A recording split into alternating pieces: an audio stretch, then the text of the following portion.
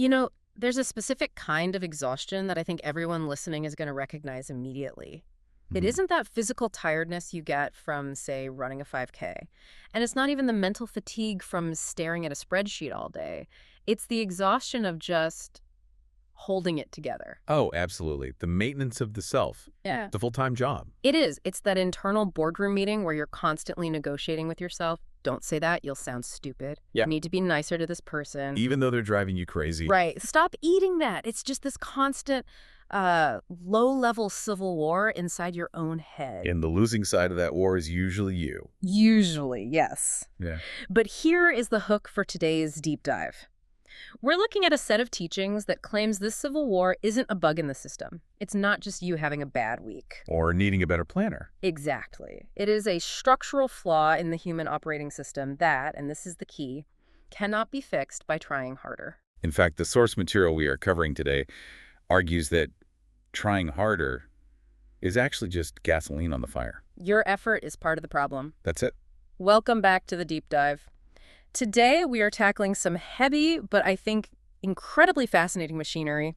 We are wading into the collected teachings of the 20th century Chinese church leader, Watchman Nee. Specifically, his framework on the ultimate battleground, the flesh versus the spirit. And I think we need to frame this correctly for everyone right away. Yeah, please do. This isn't 7 habits of highly effective people. No, not at all. This isn't self-help. It's almost like spiritual structural engineering. He's looking at the load-bearing walls of the human personality and saying, this whole thing needs to come down. It's a demolition project. It really is. Hmm. So our mission today is to parse this argument. We need to understand why Nee thinks our standard tools, willpower, discipline, self-improvement, are basically useless in this specific battle. And then get to the bottom of his alternative, which is this idea of surrender. But not surrender as in giving up. It's different. It's surrender as a strategic mechanism for victory. It's the paradox at the heart of his work. You win by losing. You live by dying. So let's get into the schematics. Nee talks a lot about the flesh. Now, in modern culture, if I say flesh, people think of the body. Or maybe carnal desires, right? Lust, gluttony, that sort of thing. That's the common take. But reading through these sources, Nee's definition is way broader, isn't it? So much broader. I mean, if you only think of flesh as body, you miss the entire point of his psychology.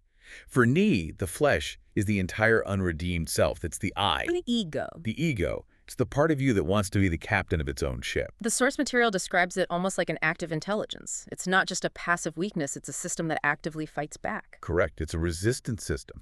Think of it like a government that wants to stay in power. It'll do anything to preserve its own dominion. It rationalizes. It excuses. Blames. It blames. It creates these narratives where it's either the hero or the victim, but never, ever the villain. I loved that image from the notes, the internal lawyer. It's so accurate, isn't it? Think about the last time you did something wrong. The spirit or your conscience might convict you, but the flesh, that internal lawyer, immediately jumps up. Objection. My client was tired. My client was provoked. That other person started it. Exactly. Or, and this is the big one, this is just who I am. Take it or leave it. Oof. Yeah. Nee identifies that phrase as the ultimate defense mechanism. It's the flesh claiming squatter's rights on your personality. It locks you into this story where you're a victim of your own temperament. Instead of someone who can actually change. Right. It says, I have a bad temper because I'm Irish, or I'm judgmental because I'm a perfectionist.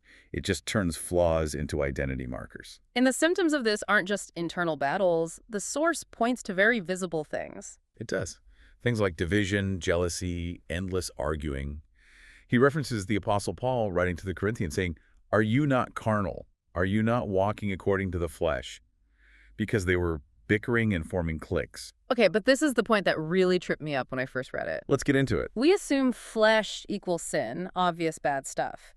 But Nee introduces this concept of the good flesh. Which sounds like a total oxymoron. Right. How can the flesh be good? This is the key to the whole lock. Nee argues that the flesh is present even when you're trying to be righteous, if the source of that righteousness is your own effort. Okay, let's test that. So I'm in a meeting, and I am absolutely fuming at a coworker. But I use every ounce of my willpower to smile, nod, and be polite. I would call that a victory. I controlled myself. But Nee would call that, what? He would call that the flesh, specifically the good flesh. That is brutal. I feel like I should get points for that. Socially, you get points. But spiritually, in Nee's framework, it's a failure. Because look at the mechanism. Who is doing the work? I am. You are. It's your willpower. It's your strength. And usually, why are you doing it? To look good. To maintain your professional reputation. To prove I'm better than the person annoying me. There it is. The exterior looks good, but the engine driving it is still the ego. It's a facade. And the source describes it as a trap because it's unsustainable. That's the big insight right there. The source of the action matters more than the action itself. If the source is the self, it inevitably leads to pride if you succeed. Look how good I am. Or despair if you fail. I'm useless. And just exhaustion either way. Because maintaining a facade takes a ton of energy. Precisely. It delivers slavery. You become a slave to maintaining the mask. You have to keep feeding the ego with successes or compliments or whatever. So this brings us to the problem of the solution. If I have a temper or a jealousy issue, or I'm just judgmental, my natural instinct is to, educate myself, read a book on anger management. Make a chart. Discipline yourself. Right. I will not yell today. And this is where Nee just drops the hammer. He says, the flesh cannot be reformed. You cannot send the flesh to obedience school. That's a very absolute statement. Why can't it be reformed? We learn new things. The source compares it to trying to teach a wolf to be a sheep. You might be able to muzzle the wolf. You could chain it up. You could even paint it white and teach it to say, bah. But it's still a wolf. The moment you take the chain off, it's going to bite. The nature hasn't changed. Discipline only suppresses the behavior, doesn't change the source. So if education fails and discipline fails, what is left? The source uses pretty violent imagery here. It talks about death. The cross. And again, we have to strip away the sort of stained glass window vibes here to get the mechanics. Nee isn't just using the cross as a religious symbol. He sees it as a mechanism for termination. Termination of the old administration. Yes. The source cites Galatians 2:20. I have been crucified with Christ. It is no longer I who live. Nee takes that literally. Not as poetry. No. He argues the only solution to a self-centered operating system isn't an upgrade. It's a total shutdown and replacement. I no longer live. I think most people, myself included, read that as a metaphor. I'm turning over a new leaf. But Nee says no. It's a transfer of ownership. Yeah. Imagine you're driving a car and you keep crashing it. You're a terrible driver. Most of us try to take advanced driving lessons. Focus harder on the road. Get new glasses. Right. And Nee is saying, stop. Get out of the car. Hand the keys to someone else. And that someone else is the spirit. Right. But, and this is the crux of it, you can't have two drivers. You can't have the good flesh, your ego trying to be helpful, grabbing the steering wheel. The old driver has to be considered dead for the new driver to operate. Okay, I buy the theory. Intellectually, it makes sense. If the system is broken, you replace the system. But we have to bridge that gap to reality. Because dying to self is easy to say into a microphone. But on a Tuesday morning when you're late and the coffee spills, how do you actually die? That is the million-dollar question, the how. And the source material offers a specific psychological tool here. Nee calls it appropriating the victory. Which sounds a bit technical. Can you break that down for us? It's the difference between fighting for a victory and resting in a victory that's already been won. Give me an analogy. Okay. Imagine a wealthy benefactor deposits $1 million into your bank account. That's an objective fact. The money is there. Okay. That is the finished work Nee talks about. But if you don't believe it's there, or if you refuse to check your balance, you will still live like a pauper. You'll still worry about paying for lunch. You'll still struggle. So the struggle isn't earning the money. The struggle is believing it's true and then actually using the card. Exactly. Nee says that Christ has already dealt with the flesh. From God's perspective, your old self was crucified 2,000 years ago. It's done. Your job isn't to try and kill yourself. Your job is to agree with God.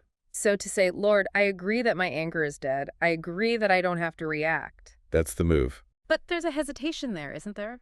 I mean, I feel it even as we talk. If I truly surrender, if I take my hands off the wheel, there's a fear that I'll just become a doormat or I'll lose my edge. Oh, the fear is huge.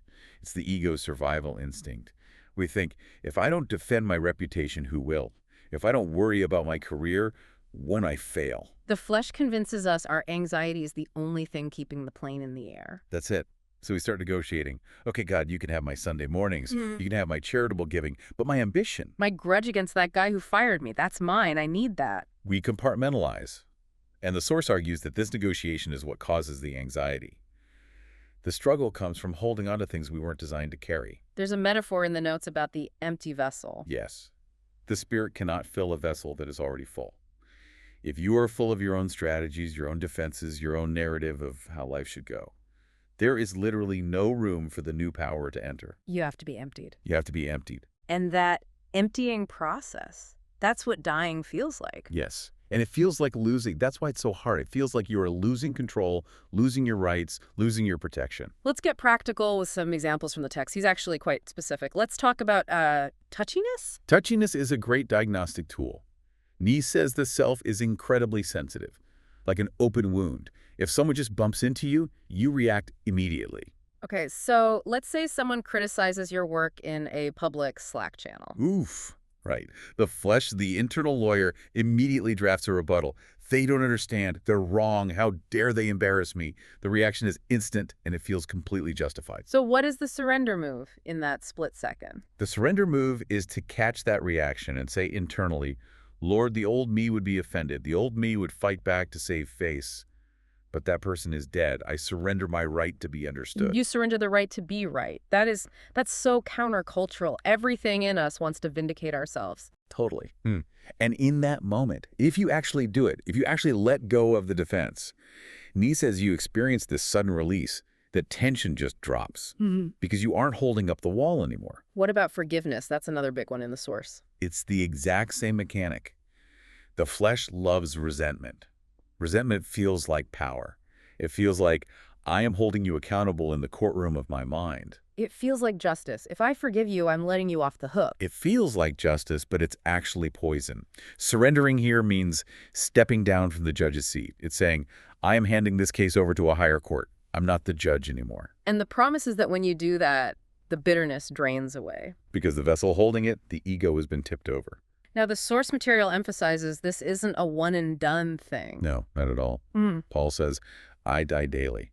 It's a continuous posture. You wake up and the ego wakes up with you.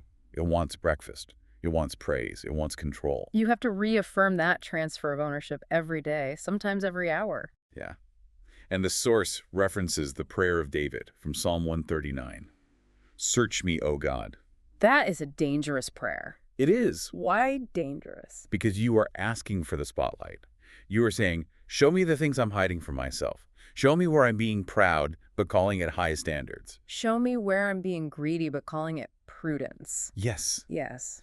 It requires a level of brutal honesty that most of us avoid because, well, we prefer the comfortable lie. The source also mentions community, which is interesting because this feels like such a private, internal battle. True, but Nee is very big on the idea of the body.